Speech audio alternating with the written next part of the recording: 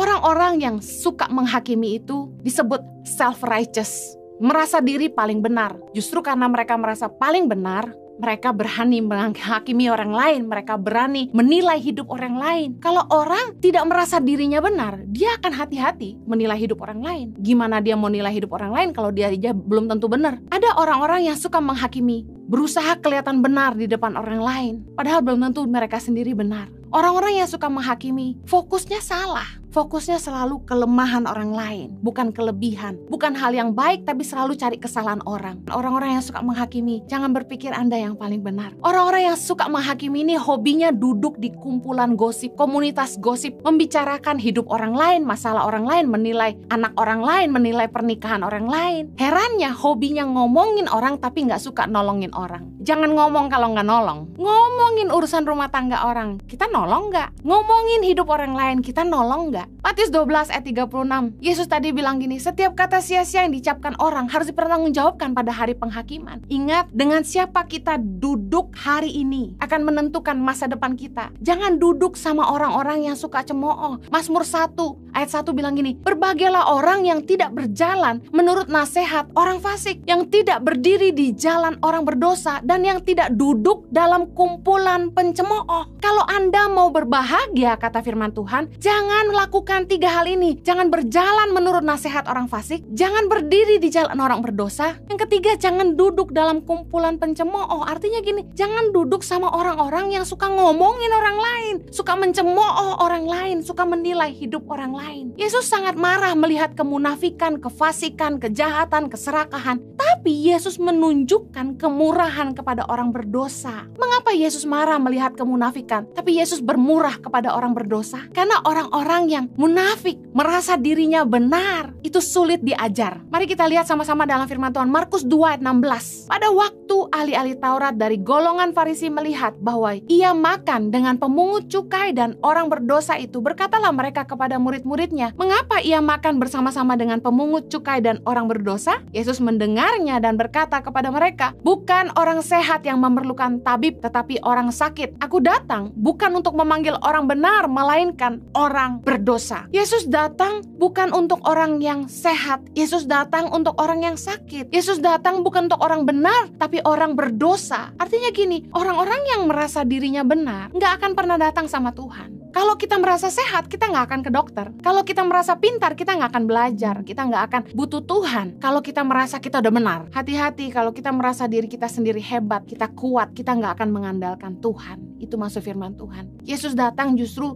buat orang-orang yang merasa mereka masih butuh Tuhan. Mereka masih butuh dibenarkan. Kalau Yesus aja datang buat orang berdosa, kenapa kita justru menghakimi mereka? Yesus nggak suka kemunafikan, karena orang-orang munafik itu cuma fokus sama penampilan luar aja. Mereka cuma peduli sama konsumsi publik. Mereka cuma peduli pendapat orang tentang dirinya. Maunya yang kelihatan di luar aja. Padahal harusnya kita fokus memperbaiki diri kita. Biasanya orang yang munafik nggak mempedulikan pendapat orang-orang terdekat seperti keluarga. Yang penting bagi mereka itu pencitraan, jaga image. Yang penting apa yang kelihatan orang banyak. Padahal keteladanan Yesus dalam hidup kita adalah kita harus jadi berkat dimulai dari rumah sendiri. Harusnya pendapat keluarga, orang terdekat kita yang harusnya jadi tolak ukur kesuksesan hidup kita di mata Allah. Kalau orang terdekat kita yang bisa lihat kita yang sesungguhnya di rumah dan kita bisa jadi berkat di situ, saya percaya kita bisa jadi berkat di mana saja. Kita akan terjebak dalam kemunafikan ketika kita hanya mempedulikan pendapat orang banyak daripada pendapat keluarga kita sendiri atau orang-orang di rumah kita sendiri, karena mereka yang paling bisa merasakan keberadaan kita. Apakah hidup kita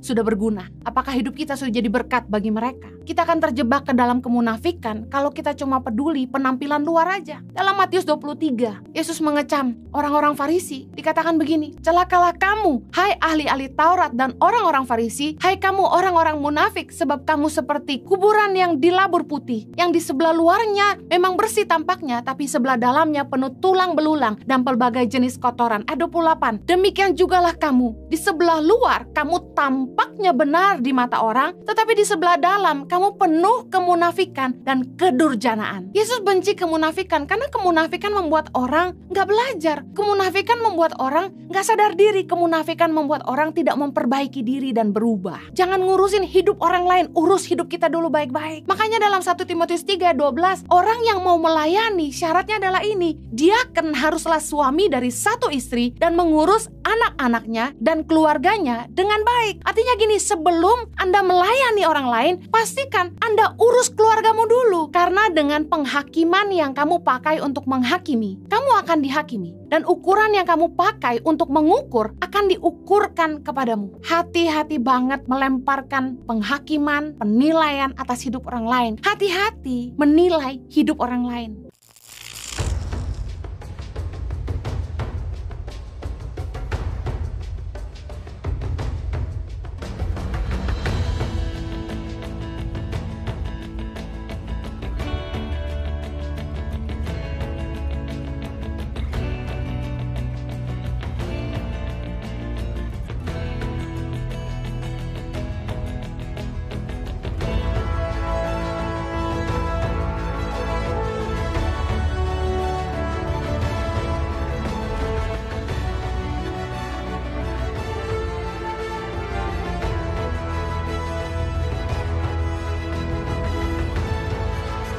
Cerita anak pedalaman dalam meraih mimpi dan mengejar cita-cita bersama Tangan Pengharapan.